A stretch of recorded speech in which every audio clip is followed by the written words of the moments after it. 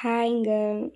இன்றைக்கி சாயந்தரம் தாங்க நான் விலாக் எடுக்க ஸ்டார்ட் பண்ணேன். காலையிலேருந்து கொஞ்சம் வேறு வேலையாக மார்னிங்கு ரொட்டீன் நான் விலாக் எடுக்கலைங்க. சாயந்தரமா கொஞ்சம் துணிகள் இருந்துச்சு, அதெல்லாம் வாஷிங் மிஷினில் போடுவோம். ஒரு நாள் விட்டாலும் துணி ரொம்ப சேர்ந்து போகுமே, கொஞ்சமாக இருக்கிறப்பே போட்டுருவோன்ட்டு ஏதாச்சும் தூசி அப்படி இருக்குமுன்ட்டு உதறி உதறி உள்ளே போட்டுக்கிருந்தேங்க. போட்டுட்டு ஐயோ! ஒரு நாள் விட்டாலுமே இம்புட்டு துணிமணி ஆகிப்போச்சே. ஆனால் சொல்லப்போனால் ஒரு நாள் தாங்க கேப்பு, அதுக்குள்ளே இம்புட்டு துணி சேர்த்துப்புட்டேன். நான் ஒரு நாளைக்கு 2 டைம் குளிக்கிறேன், 2 டைமும் ட்ரெஸ் அழுக்காக்குறேன். இன்னும் சொல்லப்போனால் இன்னொரு டைம் எக்ஸ்ட்ராவே ட்ரெஸ் அழுக்காக்குறேங்க. என்ன செய்கிறது, அவர் திட்டுறாரு. அதிகமாக நீ ட்ரெஸ்ஸு யூஸ் பண்ணுற, லிக்விடு வாஷிங் மிஷினு ஓயாமல் ஓட்டுறோன்ட்டு சொல்கிறாருங்க. நீ என்ன செய்கிறது. காலையிலே குளிக்கிறதுக்கு முன்னாடி வெளியில் போட்டு போகிற செப்பலெல்லாம் இருந்துச்சுங்க, அதெல்லாம் க்ளீன் பண்ணி ஆற வச்சுருந்தேங்க. அதெல்லாம் எடுத்து உள்ளே வச்சுட்டு ஒரு க்ளீன் பண்ணிவிட்டு, அதுக்கப்புறமா மேலே தண்ணி இல்லைங்க, அதெல்லாம் மோட்ரு போட்டு தண்ணி ஏற்றி விட்டுட்டு அடுத்தடுத்து சின்ன சின்ன வேலையை பார்ப்போம். நீ ஏதாச்சும் ப்ரிப்பேர் பண்ணணும்ல சமைக்கிறதுக்கூடன்ட்டு பார்த்தா, காலையில் வச்ச முட்டை குழம்பே இருக்குங்க. நீ குழம்பு வைக்கலாம், இப்போ தேவையில்ல. சாப்பாடு ஆக்கணும், இல்லை ஏதாச்சும் சப்பாத்தி பண்ணணும். நீ விடு, சாப்பாடு இருக்காட்டின்னா சப்பாத்தி பண்ணிக்கிருவோம் அப்படின்ட்டு நான் தாங்க உட்காந்து மெதுவாக பார்த்துக்குருவோன்ட்டு சப்பாத்தி மாவு கொட்டி அதில் கொஞ்சமாக உப்பு போட்டு எண்ணெய் போட்டு நல்லா சாஃப்டாக பெனஞ்சு 1 ஹவருக்கு முன்னாடியே நல்லா பெனஞ்சு ஊற வச்சுட்டோம்டா, கொஞ்சம் சாஃப்டாக வரும்லங்க. அதனால் நான் ரொம்ப நேரம் மத்தியானமே பெனஞ்சு வச்சாச்சு, நைட்டுக்கு பண்ணத்துக்கு. அப்போ தான் நல்லாயிருக்கும்ன்ட்டு. கொஞ்சம் எனக்கு சப்பாத்தி அவ்வளோவா செய்ய வராதுங்க, ஏதோ ஒரு மீடியமாக செய்வேன். எவ்வளோ செஞ்சாலும் கொஞ்சம் ஹார்ஷாக தாங்க இருக்கும், அவ்வளோ சாஃப்டாக வராது. அப்பயும் 1 ஹவருக்கு நான் பெனஞ்சு வச்சுட்டேங்க. என்னமோ சப்பாத்திக்கு எனக்கு செட்டே இல்லைங்க. என்ன செய்கிறதுன்ட்டு பெனஞ்சு ஒரு ஓரமாக க்ளோஸ் பண்ணி ஒரு மூடி வச்சுட்டு, காலையில் பாத்திரம் விளக்குனதெல்லாம் அதில் இருந்துச்சுங்க பாஸ்கெட்டில், அதெல்லாம் எடுத்து அந்தந்த இடத்துல நான் அடுக்கி வச்சுக்கிருந்தேங்க. என்னமோங்க தெரியல, காலையிலே சமைச்சு எல்லா வேலையும் முடிச்சுட்டு எல்லாம் பாத்திரத்தையும் கழுவி இதில் போட்டுட்டு ரெஸ்ட் எடுத்துட்டிங்க. இன்றைக்கி தாங்க ரொம்ப நாள் கழித்து சிங்கில் பாத்திரம் கம்மியாக இருக்குது. இந்நேரம் ஈவினிங் டயத்தெல்லாம் சிங்க்கு ஃபுல்லாக பாத்திரத்தை வச்சு கழுவி வச்சுக்கிருப்பீங்க. 2 பேர் தாங்க நாங்கள் இருக்கிறது. 2 பேர்த்துக்கு எவ்வளோ பாத்திரத்தை தான் யூஸ் பண்ணுவனோ தெரியலங்க. இது எவ்வளோ இருக்கோ வீட்டில் பாத்திரம் அத்தனையும் யூஸ் பண்ணி சிங்கில் தூக்கி போட்டிருப்பீங்க. என்கிட்ட கெட்ட ஹேபிட்டுங்க. சில பேர் கொஞ்சம் பாத்திரத்தை வச்சு சீக்கிரமாக சமைப்பாங்க, க்ளீனாக வச்சுக்கிருவாங்க. நான் க்ளீனாக வச்சுக்கிருவேன், ஆனாலுமே அதிகமாக பாத்திரத்தை யூஸ் பண்ணி ஸ்ட்ரெஸ் ஆக்கி வேலை அதிகமாக பார்ப்பேங்க. என்னமோங்க எனக்கு அப்படி பழகிருச்சு, மாற்றிக்கிற முடியல.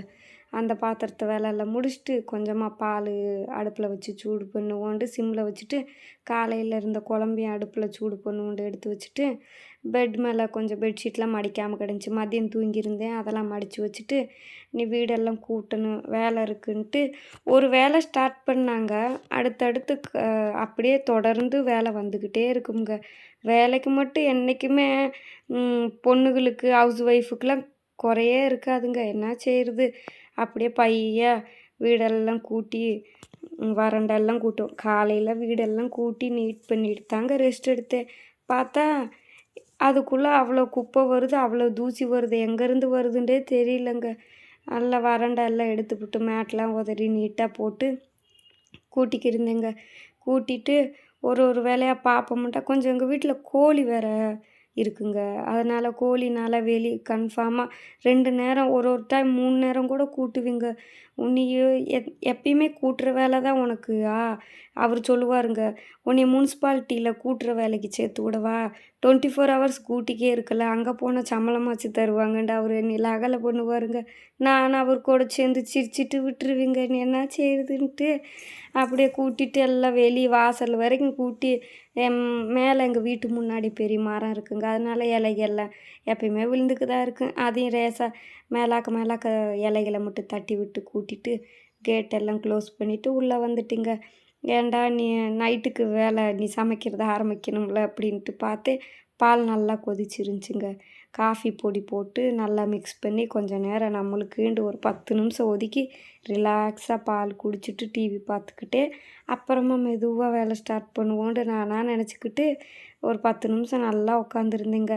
அதுக்கப்புறம் துணி வேலையும் முடிஞ்சுங்க. அதனால் நீ இதை எடுத்துகிட்டு போய் மெத்தில் காய போட்டு வந்துடுவோம்ண்டு எல்லாம் எடுத்து வச்சுட்டு வாஷிங் மிஷினை கொஞ்சம் நீட்டாக தொடச்சி அதுக்கு ஒரு கிளாத்தை வச்சு பொத்தி வச்சுட்டு மாடிக்கு கிளம்பிட்டேங்க.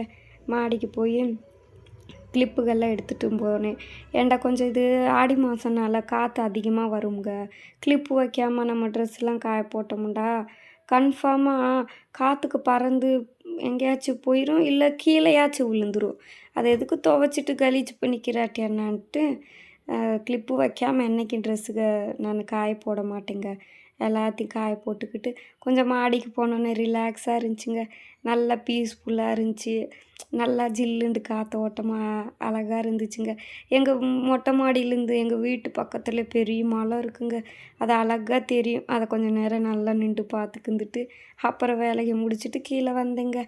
அப்புறமா வந்ததுக்கப்புறம் நல்லா சப்பாத்தி மாவு நல்லா ஊறி இருந்துச்சுங்க. இன்றைக்காச்சும் அவர் வர்றதுக்குள்ளே நல்லா சாஃப்டாக சப்பாத்தி செஞ்சு வச்சிருன்னு அவர் சொல்லுவார், என்ன வெரைட்டி செஞ்சாலும் உனக்கு சப்பாத்தி மட்டும் வராதுண்டு நீ திட்டுவாருண்டா. அப்படி திட்டுவாட்டார். சொல்லுவார், நீ உனக்கு சப்பாத்தியே வராது எதுக்கு நீ ட்ரை பண்ணுறேன்டுவார்.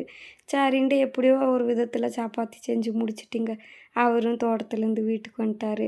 ரிலாக்ஸ் ஆகி அப்புறமா உட்காந்து சாப்பாடு போடுண்டார். சப்பாத்தி தான் பண்ணியிருக்கேன்டா. இன்றைக்கி சப்பாத்தியா வரட்டி மாரி இருக்குமேண்டாருங்க. அப்படி சொல்லாதீங்க, அட்ஜஸ்ட் பண்ணி சாப்பிடுங்கன்ட்டு போட்டேங்க. அதுக்குள்ளே யாரோ தெரிஞ்சவங்க ஃபோன் பண்ணியிருந்தாங்க. அவங்க கூட பேசிக்கே சாப்பிட்டுக்கிருந்தார்.